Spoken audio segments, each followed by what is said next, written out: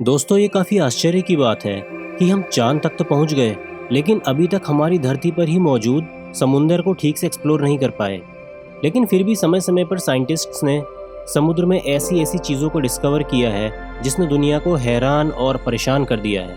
तो चलिए जानते हैं ऐसी कुछ इंटरेस्टिंग चीज़ों के बारे में। पहला हमारी लिस्ट में है अपोलो 11 F1 इंजन।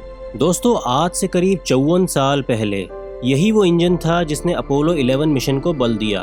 और ये कहना बिल्कुल भी गलत नहीं होगा कि इसी की मदद से नील आर्मस्ट्रॉन्ग ने पहली बार चांद पर कदम रखा। लेकिन सैटर्न वी रॉकेट को ऑर्बिट में प्लेस करने के बाद इसके इंजन्स इजेक्ट होकर अटलांटिक महासागर की गहराई में डूब गए थे। ये इंजन समुद्र की गहराई में काफ़ी साल ऐसे ही जंग खाते रहे। फिर साल 2013 में जेफ बेजोस की कंपनी ब्लू ओरिजिन ने इसे अपने खर्चे पर 14,000 फीट की गहराई से ढूंढ निकाला।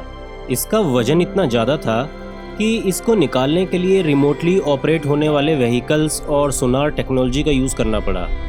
जब इस इंजन को बाहर निकाला तो इसके काफ़ी पार्ट्स और सीरियल नंबर गायब थे और कुछ में तो जंग लग चुकी थी। हालांकि इस इंजन को जेफ बेजोस की कंपनी ने बाहर निकाला, लेकिन ये आज भी नासा की ही अमानत है। अगला हमारी लिस्ट में है जायंट आईबॉल। अक्टूबर 2012 में फ्लोरिडा के पोम्पानो बीच पर एक बहुत बड़ी आंख मिली, जिसे देखकर लोग शॉक्ड हो गए। इस आंख को देखने से ऐसा लग रहा था ये किसी बहुत बड़े विशाल जानवर की आंख हो। आंख मिलने के कुछ समय बाद ही ये तस्वीर इंटरनेट पे वायरल हो गई और इसको लेकर इंटरनेट पे अलग अलग तरह की अफवाहें फैलने लगी। कुछ लोग कहने लगे कि ये किसी शैतान की आंख है, तो कुछ लोग इसे किसी बहुत बड़े जीव की आंख मानने लगे। इस बात का पता लगाने के लिए आंख को सेंट पीटर्सबर्ग के fish and wild life research institute भेजा गया। वहाँ से मिली रिपोर्ट्स में पता चला कि ये किसी शैतान की नहीं बल्कि एक स्वॉर्ड फिश की आंख है। अगला हमारी लिस्ट में है dumbo octopus and big fin squid. 2014 में जब कुछ रिसर्चर्स वर्ल्ड वॉर 2 में डिस्ट्रॉय हुए शिप का मलबा खोजने पैसिफिक ओशन में गए, तब उनके हाथ कुछ अमेजिंग चीज़ें लगी। समुंदर से करीब 20,300 फीट नीचे उन्हें एक बिग फिन स्क्विड नजर आई। इसके अलावा उन्होंने डम्बो नाम के ऑक्टोपस को भी डिस्कवर किया, जिसके फिन्स हाथी के कान जैसे लगते हैं। डम्बो ऑक्टोपस जब चाहे अपना रंग बदल सकता है और इनकी हाइट करीब 8 इंच से लेकर 6 फीट तक होती है। हालांकि जिस बात ने रिसर्चर्स को सबसे ज़्यादा हैरान और परेशान किया वो ये कि आखिर समुंदर की इतनी गहराई में ये जीव जिंदा कैसे है, जहां एटमॉस्फेरिक प्रेशर सतह से करीब 600 गुना ज़्यादा है। अगला हमारी लिस्ट में है ब्रिनिकल। ब्रिनिकल अटलांटिक ओशन में होने वाली एक ऐसी प्रक्रिया है जो कि सैलाइन वाटर के लीक होने से बनती है।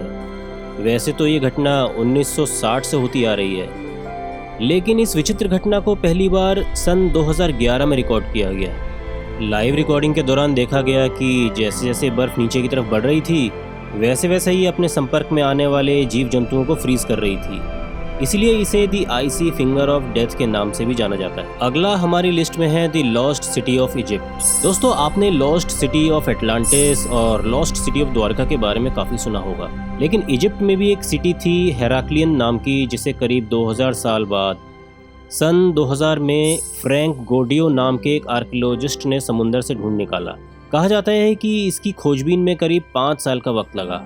खोजबीन के दौरान उन्हें यहाँ 2200 साल पुरानी फ्रूट्स की टोकरियाँ मिली, और आप लोग जानकर चौंक जाएंगे कि जो फ्रूट्स की टोकरियाँ मिली उनमें से कुछ में तो फ्रूट्स तक सही सलामत बरामद हुए। इसके अलावा उन्हें देवी देवताओं की मूर्तियाँ, गोल्ड कॉइन्स, ज्वेलरी और कुछ आर्टिफैक्ट्स भी मिले। फिर साल 2019 में और ज़्यादा गहराई से खोजबीन की गई तो उन्हें एक टॉम्ब, एक छोटा मंदिर, ब्रॉन्ज कॉइन्स, जहाज और कुछ पुराने ग्रेनाइट के स्तंभ भी मिले। जब सब चीज़ों की स्टडी की गई तो पता चला कि हेराक्लियन और थोनिस दरअसल इजिप्ट के एक ही शहर थे, जिन्हें बंदरगाह के रूप में इस्तेमाल किया जाता था। ये शहर 2nd सेंचुरी बीसी में अर्थक्वेक और प्राकृतिक आपदाओं की वजह से पानी में डूब गए थे। तो दोस्तों, आज के लिए वीडियो में बस इतना ही। फिर जल्द मिलेंगे एक नए हॉरर, मिस्ट्री और हिस्ट्री से रिलेटेड वीडियो के साथ। धन्यवाद।